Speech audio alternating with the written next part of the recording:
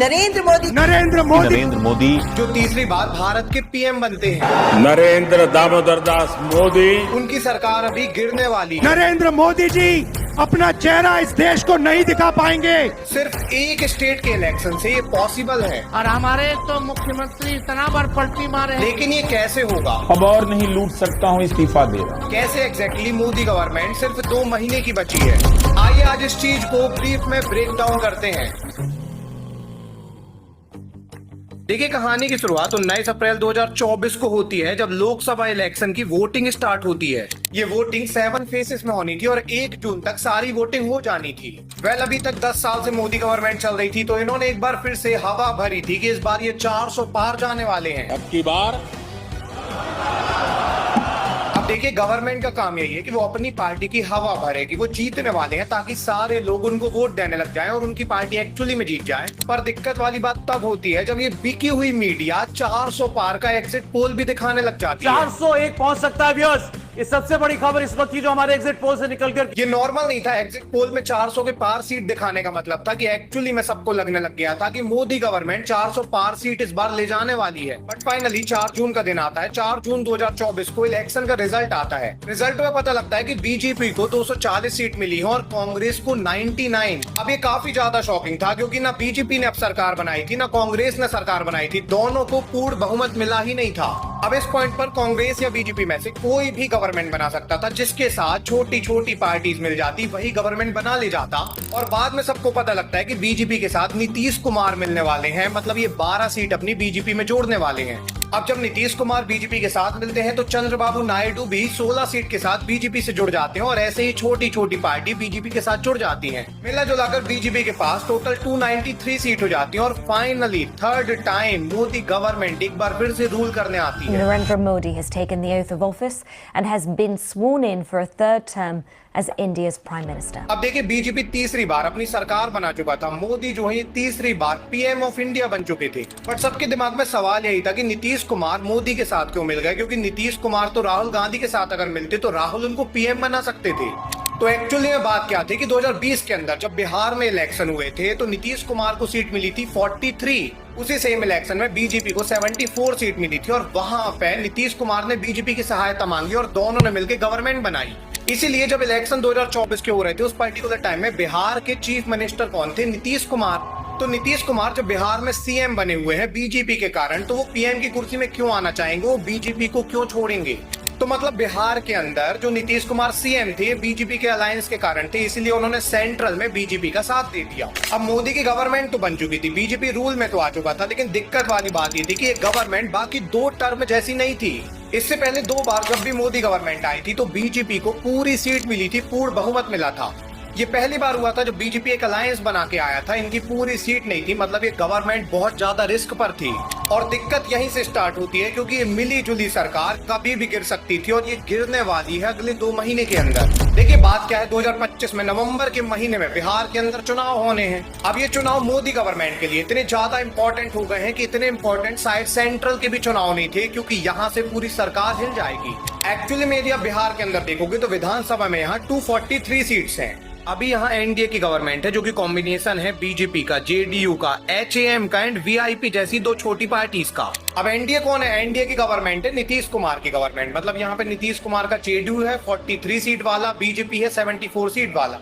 तो बेसिकली ये पूरी गवर्नमेंट जो बनी हुई है बीजेपी नीतीश कुमार को मिला जुलाकर बनी है। एंड नीतीश कुमार के पास मतलब एनडीए के पास ओवरऑल 125 सीट है अभी बिहार के अंदर। अब अगर आप देखने जाओगे तो बिहार में इलेक्शन वही जीतता है जिसके पास 122 सीट रहती है, मतलब 4 सीट में नीतीश कुमार की सरकार गिर सकती है।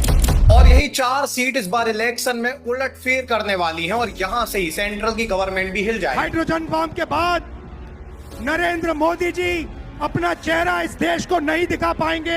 एक्चुअली बात क्या है कि बिहार के अंदर लार्जेस्ट पार्टी जो है वो तेजस्वी यादव की है, जिनके पास 75 सीट मिली थी 2020 के अंदर।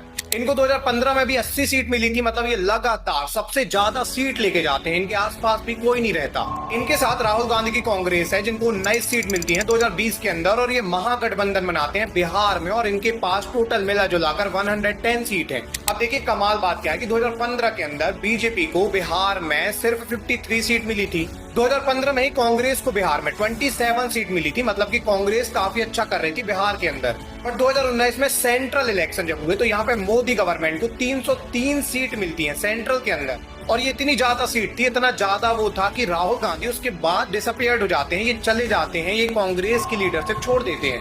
बाद में जब बिहार के इलेक्शन हुए 2020 में, तो सेंट्रल का इम्पैक्ट बिहार में बहुत पड़ा। बिहार में सेंट्रल का इतना ज्यादा इम्पैक्ट पड़ा कि बिहार के अंदर 2020 में मोदी गवर्नमेंट को 53 नहीं बल्कि 74 सीट मिल गई।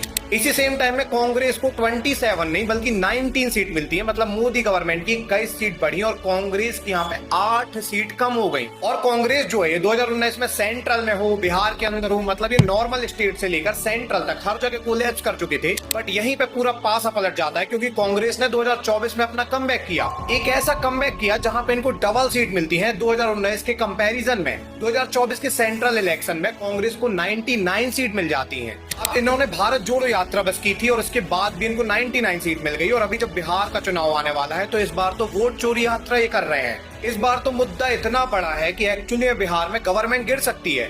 मतलब कि 2024 में जैसे सेंट्रल के अंदर कांग्रेस की सीट बढ़ी है, वैसे ही कांग्रेस की सीट अगर बिहार में भी बढ़ जाती है, साथ में बीजेपी की सीट जैसे सेंट्रल में घटी है, वैसे ही बिहार में अगर बीजेपी की सीट घटती है तो इसके बाद ज्यादा सीट, ज्यादा बहुमत किसके पास होने वाला है? ये होने वाला है महागठबंधन के पास, राहुल गांधी तेजस्वी यादव के पास। अब ये चीज आपको मजाक लग रही होगी कि भाई इतना सारा कैसे हो सकता है, ये पॉसिबल ही नहीं है, ये कैसे हो जाएगा। बट ये एक्चुअली में नीतीश कुमार को सीरियसली लग रहा है, इसलिए उन्होंने महिलाओं के खाते में 10,000 डालने को बोला है बिहार के अंदर। अब आप सोचिए कि नीतीश कुमार इतना ज्यादा डर गए कि उन्होंने बोला कि वो 10,000 रुपए डालने वाले हैं महिलाओं के खाते में। इतना पैसा डालने के बाद एक्चुअली में पूरी गवर्नमेंट गरीब हो जाएगी, इनके पास फंड ही नहीं है इतने ज्यादा। बट इसके बाद भी इतना पैसा क्यों डालने वाले हैं? ये इसलिए डालने वाले हैं क्योंकि इनको लग रहा है बस चुनाव जीत जाएं, उसके बाद तो नहीं डालेंगे तो भी चलेगा, बस चुनाव जीतना है। बिहार विधानसभा चुनाव से पहले नीतीश कुमार की सरकार ने महिलाओं के लिए बड़ा ऐलान किया। तो नीतीश कुमार को भी लग रहा है कि उनकी सरकार गिर सकती है क्योंकि बीजेपी की सीट तो कम होने वाली है और कांग्रेस की बढ़ने वाली है सीट यहाँ पे, ये तो तय है। बट ये तो बिहार के इलेक्शन की बात है, बिहार में इससे चेंजेस होंगे, नीतीश कुमार की सरकार गिर जाएगी, सेंट्रल में इससे क्या इम्पैक्ट पड़ेगा? तो देखिए बिहार के चुनाव से सेंट्रल की पूरी गवर्नमेंट गिर सकती है क्योंकि ये पूरी गवर्नमेंट कनेक्टेड है बिहार से ही। एक्चुअली बात क्या है कि नरेंद्र मोदी के पास अभी 293 सीट्स हैं और इनकी गवर्नमेंट अभी सेंट्रल में है। अब अगर बिहार में महागठबंधन की सरकार जीत जाती है, मतलब नीतीश कुमार हार जाते हैं, तो नीतीश कुमार इसके बाद कांग्रेस से आके, महागठबंधन से आके मिल जाएंगे। ये राहुल गांधी को बोलेंगे कि एक बार फिर से मुझे आप सीएम बना दो बिहार का, मैं आपके साथ मिल जा रहा हूँ। और राहुल गांधी ऐसा कर भी देंगे। राहुल गांधी नीतीश कुमार को बिना किसी सवाल जवाब के सीएम बना देंगे एक बार फिर से बिहार का। अब अगर ये इनको बिहार का सीएम बना देंगे तो इनसे बोलेंगे कि हमने आपको सीएम बनाया है, आप सेंट्रल की 12 सीट हमको दे दो। वेल, नीतीश कुमार काफी आसानी से अपनी 12 सीट मोदी गवर्नमेंट से खींच के कांग्रेस गवर्नमेंट को सौंप देंगे। बट यहाँ पे एक बात है कि अगर यहाँ पे नीतीश कुमार अगेन सीएम बन जाएंगे तो तेजस्वी यादव राहुल गांधी के साथ क्यों रहेंगे? जब तेजस्वी यादव के पास सबसे ज्यादा सीट है तो राहुल गांधी के पास रहेंगे ही क्यों जब उनको सीएम नहीं बनाया जा रहा है? देखिए बात क्या है कि महागठबंधन को तेजस्वी यादव नहीं छोड़ेंगे क्योंकि उनको भी पता है कि सेंट्रल की गवर्नमेंट वहां पलट सकती है। और अगर सेंट्रल की गवर्नमेंट पलटेगी तो वैसे भी राहुल गांधी तेजस्वी यादव को होम मिनिस्ट्री भी ऑफर कर सकते हैं और डिप्टी सीएम भी बना सकते हैं। तो इसका मतलब है कि बिहार के अंदर अगर महागठबंधन जीतेगा तो नीतीश कुमार महागठबंधन से मिलकर सीएम ऑफ बिहार बन जाएंगे एक बार फिर से और ये अपनी सेंट्रल की 12 सीटें खींच लेंगे। वेल, नीतीश कुमार अगर अपनी 12 सीट ले लेते हैं तो मोदी गवर्नमेंट के पास सीट बचती है 281 सीट में भी इनकी गवर्नमेंट बने रह सकती है। लेकिन यहाँ पे ही पूरा गेम हो जाता है।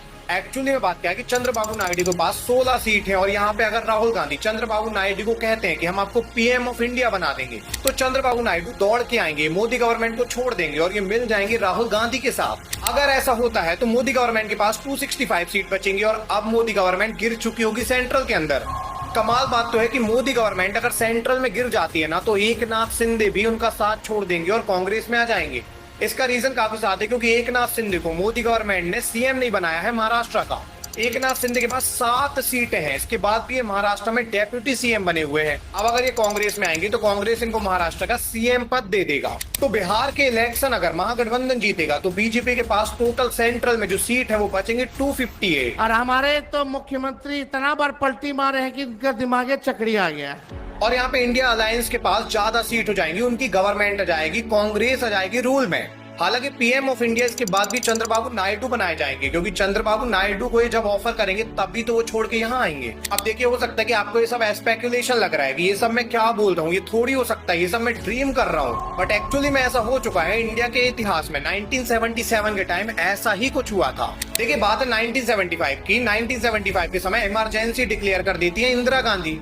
अब इंदिरा गांधी ने जैसे ही इमरजेंसी डिक्लेयर की, सारा देश इंदिरा गांधी से चिढ़ जाता है, और इतना चिढ़ता है कि अगले इलेक्शन में इनको हराने के लिए ये सब साथ आ जाते हैं। सामने पूरी पार्टी एकजुट हो जाती है, पूरी इंडिया एकजुट हो जाती है कि इंदिरा गांधी को वोट नहीं डालना है। और 1977 का जब इलेक्शन होता है तो यहाँ पे इंदिरा गांधी को, कांग्रेस को जो सीट मिलती है वो 154 बस मिलती है। मतलब यहाँ पे दूसरी पार्टी जीतती है, सामने वाली जो पार्टी कॉम्बिनेशन बना के आई थी। लेकिन ये पार्टी थी कौन सी? एक्चुअली में यहाँ पे एक पार्टी थी जिसका नाम था भारतीय जनसंघ, जो आज के टाइम में बीजेपी बन चुकी है। इनके साथ कुछ स्मॉल पार्टीज भी मिली हुई थी, और एक और पार्टी इनके साथ मिली थी जिनका नाम था भारतीय लोक दल।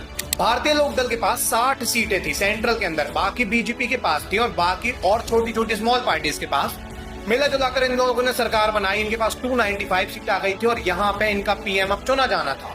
अब देखिए, सबसे ज्यादा सीट जो है उस समय भी बीजेपी के पास थी, मतलब कि उस समय बीजेपी का नाम भारतीय जनसंघ था, और इनके पास सबसे ज्यादा सीट थी सेंट्रल में। तो फाइनली 24 मार्च 1977 को बीजेपी का ही पीएम बनाया जाता है, और मोरारजी देसाई बनते हैं पहले बीजेपी के प्राइम मिनिस्टर। ये संगठन चुनाव के बाद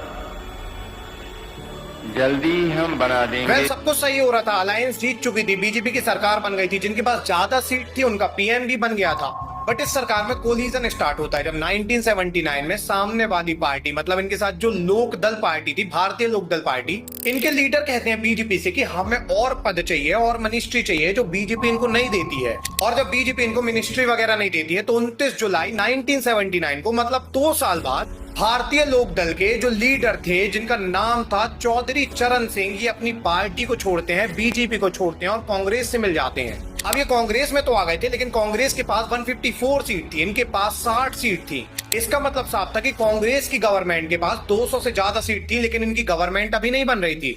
कमाल बात तो ये थी कि बीजेपी की गवर्नमेंट भी नहीं बन रही थी, क्योंकि बीजेपी के पास भी 272 सीट थी ही नहीं। मतलब इस टाइम में किसी की गवर्नमेंट ही फॉर्म नहीं हो पा रही थी। और इस टाइम में कांग्रेस ने अपने पास आ फेंके पूरी छोटी छोटी पार्टी को इन्होंने अपने साथ जोड़ दिया। कांग्रेस की सीट जैसे ही 272 पार करी, कांग्रेस की एक बार फिर से गवर्नमेंट बन गई 2 साल बाद। बस कमाल बात तो ये थी कि कांग्रेस के पास 154 सीट थी, इसके बाद भी इंदिरा गांधी पीएम नहीं बनती, जबकि सबको लगता है कि Indira Gandhi PM of India बनेंगे एक बार फिर से। बट यहाँ पे इंदिरा गांधी पीएम नहीं बनती, यहाँ पे पीएम बनाया जाता है चौधरी चरण सिंह को। एक्चुअली में चौधरी चरण सिंह बीजेपी को छोड़ के इसलिए कांग्रेस में आए थे क्योंकि कांग्रेस इनसे लगातार कह रहा था कि हम आपको पीएम बना देंगे, आप हमारी पार्टी में आ जाओ। साथ में चरण सिंह ने जब बीजेपी से मिनिस्ट्री मांगी तो उन्होंने मना कर दिया, तो ये फटाक से कांग्रेस में जाके मिल गए। और भारत के इतिहास में ऐसा पहली बार होता है जब लोकसभा के अंदर 543 सीट्स होने के बाद भी देश में एक ऐसा पीएम बनता है जिसके पास 60 सीट बस थी। मतलब ये क्या हो चुका था। आज राहुल गांधी भी शायद यही ट्राई करना चाहते हैं कि कांग्रेस के पास भले ही 99 सीट है, बट अगर इनके साथ नीतीश कुमार और चंद्रबाबू नायडू आते हैं तो ये चंद्रबाबू नायडू को भी पीएम बना सकते हैं, बस इनको बीजेपी की गवर्नमेंट गिरानी है। आपको क्या लगता है, क्या 1979 जैसे एक बार फिर से नवंबर के महीने में 2025 में बीजेपी की गवर्नमेंट गिर जाएगी और कांग्रेस आ जाएगी? कमेंट सेक्शन में जरूर से बताइएगा।